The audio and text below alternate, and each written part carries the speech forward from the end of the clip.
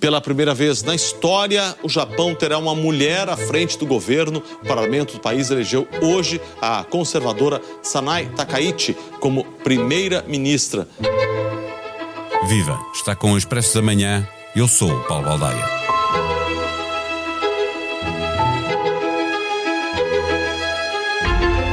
O Fórum Económico Mundial analisou a desigualdade de género na política de 148 países e o Japão aparece num nada honroso lugar 118. No Parlamento nipónico, por exemplo, apenas 15% dos deputados são mulheres. A percepção de que o Japão está no caminho certo pode, no entanto, ser criada pelo facto do país ter, desde esta terça-feira, pela primeira vez, uma mulher na liderança do governo. Mas o ultraconservadorismo de Sanai Takaichi alimenta a ideia contrária. Ela opõe-se a acabar com uma lei que obriga a mulher a usar o nome do marido e não aceita mudanças na lei de sucessão para permitir que as mulheres da Casa Imperial se tornem imperatrizes reinantes. A verdade é que não aproveitou a primeira oportunidade para causar uma boa primeira impressão. Tinha prometido um governo à escandinava, cheio de mulheres, escolheu 2 em 19 membros do seu governo. É uma mulher da direita populista, seguindo as regras globais desse movimento. Com o Japão a atravessar uma das crises demográficas mais acentuadas do mundo, a campanha dela esteve centrada no que diz ser uma invasão de imigrantes e chegou mesmo a fazer alegações infundadas de que estrangeiros estavam a abusar fisicamente de veados sagrados na região onde ela foi eleita deputada, a fazer lembrar Trump e a acusação de que imigrantes estavam a comer os animais de estimação dos americanos. É crítica da China e homenageia regularmente os mortos japoneses na Segunda Guerra, incluindo criminosos de guerra condenados. Neste episódio, conversamos com a jornalista Cristiana Martins. Entre. Não, faça favor. Ora essa. Vá lá, eu insisto. Não, eu é que insisto. Os líderes primeiro. A Caixa, o banco líder no PME Líder 2024, segundo o IAPMEI, está a abrir as portas aos líderes de 2025. Construa o futuro connosco. Candidate a sua empresa com a Caixa e usufrua de vantagens únicas que temos para si. Saiba mais em cgd.pt. Este prémio é da exclusiva responsabilidade da entidade que o atribuiu. A atribuição dos estatutos PME Líder é da exclusiva responsabilidade do IAPMEI e do Turismo de Portugal. Caixa Geral de Depósitos S.A., registada junto do Banco de Portugal sob o número 35. Viva Cristiana Martins. Sanai Takaichi é um poço de virtudes ou um poço de contradições? É um poço de contradições, Paulo, sem dúvida. É uma mulher interessante, nem que seja pelas inúmeras contradições que ela carrega. 64 anos, filha de uma mulher polícia e de um homem operário, nasceu na cidade tradicional de Nara, não foi eleita diretamente pelos japoneses, mas foi eleita através do Partido Conservador, admiradora do ex-primeiro-ministro Shinzo Abe, que foi assassinado, disse admiradora de Margaret Thatcher, mas quando nós começamos a pesquisar, não se percebe exatamente em que ela se assemelha à chamada Dama de Ferro britânica. Era baterista de uma banda de heavy metal, andava de Harley Davidson, gostava de andar de moto. Ao mesmo tempo, é uma revisionista da história da Segunda Guerra Mundial e é contra aqueles que acreditam que houve crimes militares por parte dos japoneses nesse período. É uma mulher que já casou, divorciou e casou com o mesmo homem. Um homem que ela disse que se casou com ele sem ter tido nenhum encontro com ele. Não tem filhos, mas é uma defensora das mulheres japonesas como mães. Portanto, já são aqui vários exemplos das inúmeras contradições que essa mulher carrega. A começar também por esse do facto de ela não defender a alteração da lei que obriga as mulheres a ter o nome do marido, mas ela, que é casada pela segunda vez com o mesmo marido, não usa o nome do marido. Pelo menos Takaichi não é o nome do marido. Em que é que o seu ultraconservadorismo faz notar com mais força? Destas coisas que estiveste também aí a lembrar, algumas delas. A mim, pessoalmente, como observadora externa, me chama muito a atenção essa questão que falaste, da revisão do nome das próprias mulheres, a oposição que ela tem ao casamento entre pessoas do mesmo sexo, esse papel revisionista da história do Japão, a questão de defender que a sucessão imperial seja só para homens. Portanto, eu acho que um nacionalismo muito tradicionalista e muito próximo da defesa de um papel preponderante dos homens é o que evidencia o tal ultraconservadorismo dela de maneira muito clara, né? Até chegar a primeira-ministra, qual foi o seu percurso político? Ela não é a primeira vez que tenta chegar à liderança do partido, que está há 70 anos, de forma praticamente ininterrupta no poder. Pois, ela tentou, essa será a terceira vez, só a terceira que ela conseguiu chegar à liderança, perdeu 2 vezes para 2 homens. O percurso dela também é curioso, porque ela chegou a viver e estudar nos Estados Unidos com uma bolsa, mas em que foi trabalhar com uma senadora democrata na década de 80 do século XX. Depois disso, ela chegou a ser pivô televisivo e trabalhou na rádio, mas foi com Shinzo Abe que ela depois começou o seu percurso mais político e chegou a ser ministra da Comunicação e da Segurança Econômica. Portanto, a ligação dela é sempre muito à figura do Shinzo Abe e é esse partido que está no poder já há tanto tempo. Takaichi gosta de citar Thatcher, há pouco estavas a falar sobre isto, para que a comparem com a Dama de Ferro. Não há nada de muito especial a apontar para esse caminho.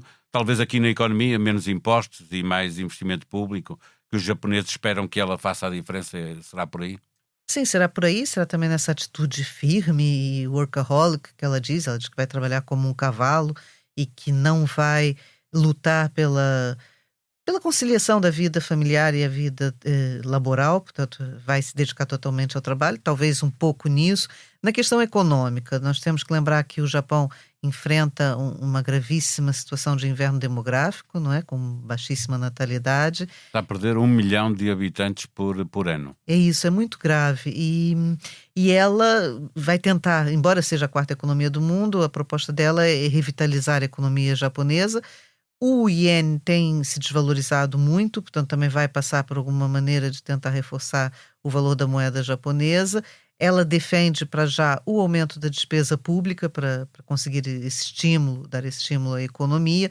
A bolsa reagiu positivamente, subiu e, portanto, para lá da redução dos impostos e do fortalecimento do iene, vamos ver como será a economia que ela vai tentar apresentar, não é? É histórico porque se trata da primeira mulher a chegar à liderança do maior partido japonês e a primeira mulher a chegar à chefia do governo, mas isso não acrescenta nada à igualdade de género, se olharmos para a promessa de ter um governo como os governos escandinavos, com uma maioria de mulheres, e ela decepcionou na formação do Executivo.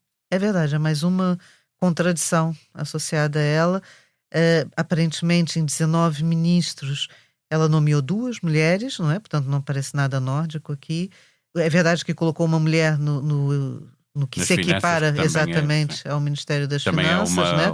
É um sinal inédito, não é? Exatamente, é inédito, não deixa de ser um sinal positivo, mas a verdade é que no relatório do Fórum Econômico Mundial de 2024, o Japão ainda estava na posição 118 entre 148 países, portanto há muito a caminhar na sociedade japonesa. Devo dizer que eu estive lá há alguns meses para visitar a feira de Osaka e nota-se muito, mesmo para estrangeiros como nós, nota-se um papel quase que secundário, infelizmente ainda muito discreto, das mulheres na sociedade japonesa, e não parece que seja ela que vai mudar isso. A Câmara Baixa do Parlamento tem apenas 15% de mulheres, não é? E as imagens que se via na televisão dela a ganhar a votação para ser primeira-ministra mostravam praticamente só homens e homens de meia-idade e mais velhos ainda. É verdade, ela própria tem 64 anos, não é uma jovem. E também acrescentar essas estatísticas, parece que no que se equipara aqui às nossas autarquias, são apenas 2 as mulheres que respondem, né? Portanto, ainda é muito caminho para se fazer. Para fechar essa conversa e nesse caminho que há para fazer, no final devemos ser otimistas porque a chegada de uma mulher ao topo da política vai impulsionar que mais mulheres possam ir para a política, ou ficar pessimista porque o conservadorismo social marca pontos na sociedade nipónica? Não sejamos pessimistas, que é sempre um sentimento negativo, sejamos de alguma maneira otimistas, expectantes, não é? Porque a verdade é que ela não foge ao ar do tempo de um reforço do conservadorismo, mas, como é uma senhora contraditória, também não deixa de ser uma mulher que parece que vai defender várias questões ligadas à saúde feminina, à menopausa, à questão da fertilidade. Portanto, vamos esperar com um otimismo realista, expectante, o que ela vai trazer. Finalmente, o Trump vai lá para a semana, conta com mais uma aliada, desta vez no Pacífico, ela que até é muito crítica da China também. É verdade, e uma das incógnitas que vamos ter que assistir e ver como é que vai se desenrolar daqui para frente é a relação dela com a Coreia do Sul. Portanto, ela é uma opositora, digamos assim, dos estrangeiros e da imigração.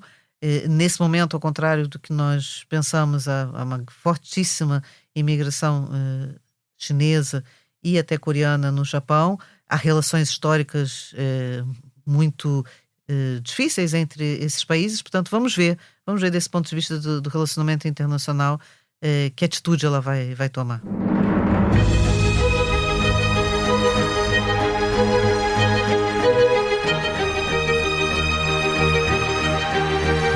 No mais recente episódio do Perguntar Não Ofende, Miguel Carvalho apresenta as principais conclusões do seu livro Por Dentro do Chega, a mais extensa investigação sobre a ascensão e os bastidores do partido liderado por André Ventura. O jornalista descreve um movimento político que se constrói em torno de um culto de personalidade e de uma lógica de poder pessoal mais do que de uma ideologia estruturada. À conversa com Daniel Oliveira, Miguel Carvalho destaca ainda o papel das redes sociais, dos média sensacionalistas e de movimentos religiosos radicais na consolidação do partido.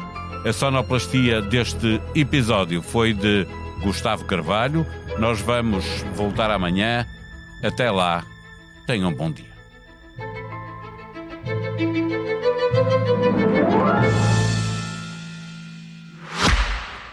Entre. Não, faça favor. Ora essa. Vá lá, eu insisto. Não, eu é que insisto. Os líderes primeiro. A Caixa, o banco líder no PME Líder 2024, segundo o IAPMEI, está a abrir as portas aos líderes de 2025. Construa o futuro connosco. Candidate a sua empresa com a Caixa e usufrua de vantagens únicas que temos para si. Saiba mais em cgd.pt. Este prémio é da exclusiva responsabilidade da entidade que o atribuiu. A atribuição dos estatutos PME Líder é da exclusiva responsabilidade do IAPMEI e do Turismo de Portugal. Caixa Geral de Depósitos S.A., registada junto do Banco de Portugal sob o número 35.